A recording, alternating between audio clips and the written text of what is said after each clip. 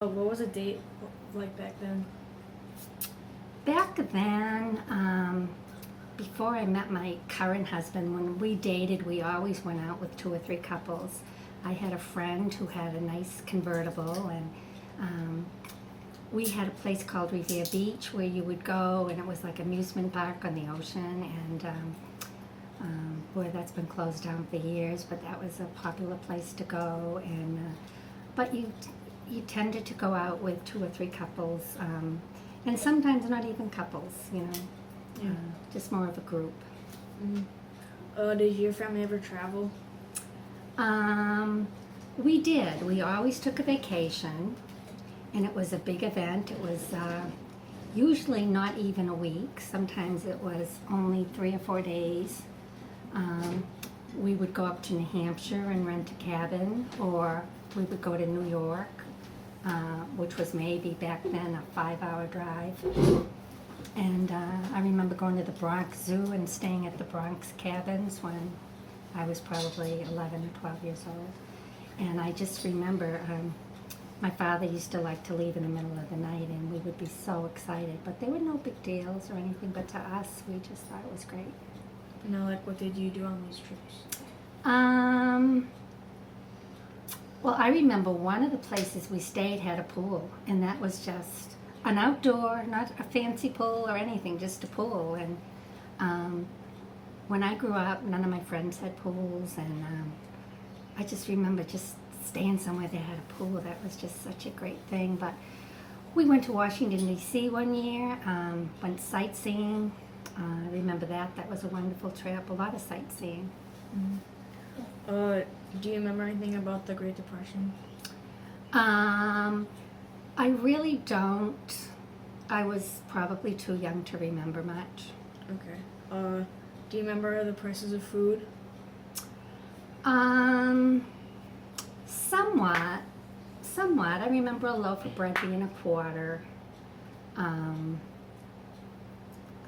I just know we used to have a milkman who would come and deliver milk, and I don't remember what the cost of milk was, but I just know it was inexpensive compared to today's prices.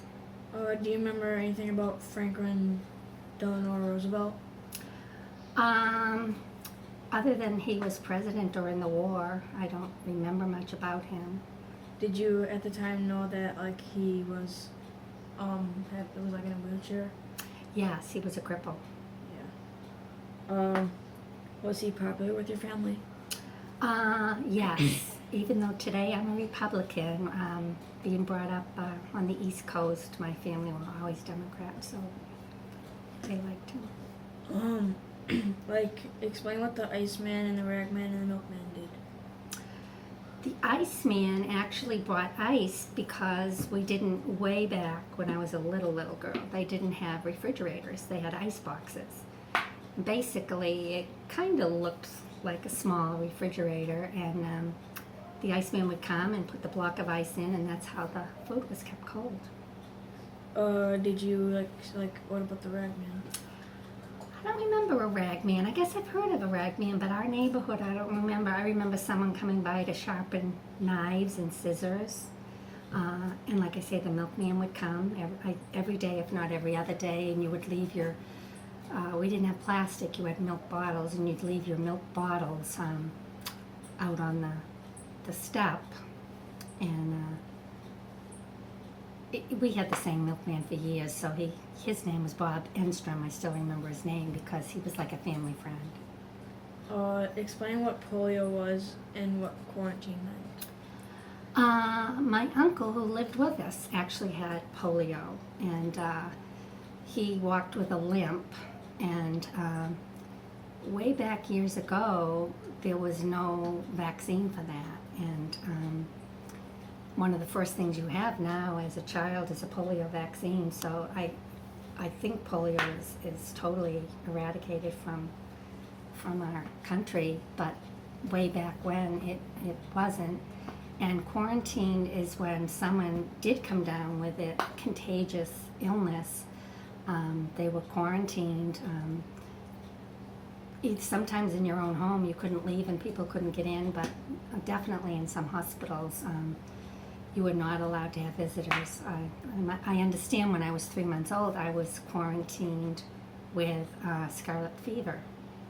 And my dad, who was in the Army back then, was allowed to come home, and they tell me, the nurses held me up in the window so he could see me because he couldn't come in and see me. Did you get a polio shot when you were young? Yes. You know what, I shouldn't say yes. I believe I did. I don't know how young I was. We were probably older than kids are now when we got it. Okay. Did you know anybody else who got quarantined? No, I really didn't. Okay. Do you remember? We're not taking over something. Do you remember what was happening in other parts of the world before the war? No, I was really too young to even know. Did you know anything about Hitler before the war? No, I didn't. Did you know or hear anything about how the Jews in Europe were being treated? Not until I was older and learned about all of that. But when I was little, I had no idea. How did you compare that day to? How would you compare Pearl Harbor to September 11th? I was so little, I don't really remember, but I know that it was the beginning of the war, and it devastated everybody in our country. And back then there was a draft, so you got called up and you went and you served. So most of the young men went off to war. So did your dad or your grandpa serve? My dad did. My dad was in the Army. He was in the Army, but he was a bombardier, so he was up in airplanes. Was it hard, adjusting to life after the war? No, because I was little. Do you remember seeing your first TV? I do. I was probably around 6 or 7, and our family had the first TV in the neighborhood, and all the neighbors came in. My mother invited them in to see the new TV, and it was pretty exciting. It was black and white. We didn't have color back then. A little screen, but it was still great. Did you have any favorite TV shows? I did. First of all, I believe we had 3 channels. And in the very beginning, there was a lot of time when there was no TV on. I mean, there just were no programs. So unlike today when there's programs on 24 hours a day and many programs. But the ones that we did watch would be early evening, and they were kind of family sitcoms that the whole family could watch. And I specifically remember, Mama was the name of it, which we liked, and I Love Lucy.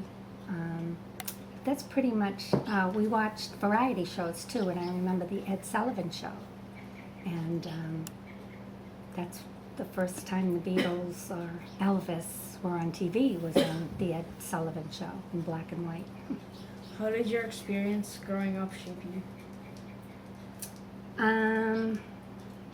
Well, I came from a loving home. We didn't have a lot, but we had all the important things. We always ate well, and we didn't have a lot of clothes, but what we had, we dressed well. And I don't know, I think I grew up I loved my mother and father, and I grew up with good values, and I still hope I have those good values to this day.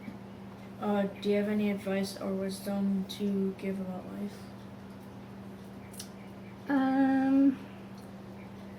Boy, just looking back, I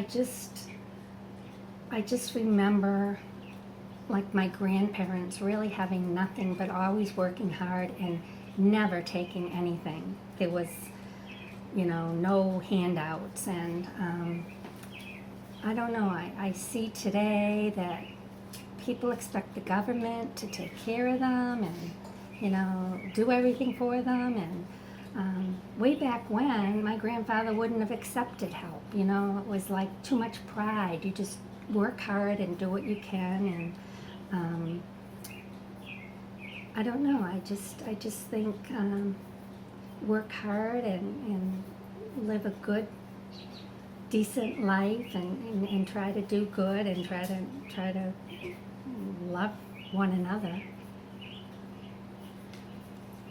All right, so that's the end of this interview. Thank you for all of this. Thank you, Drew. And that's it.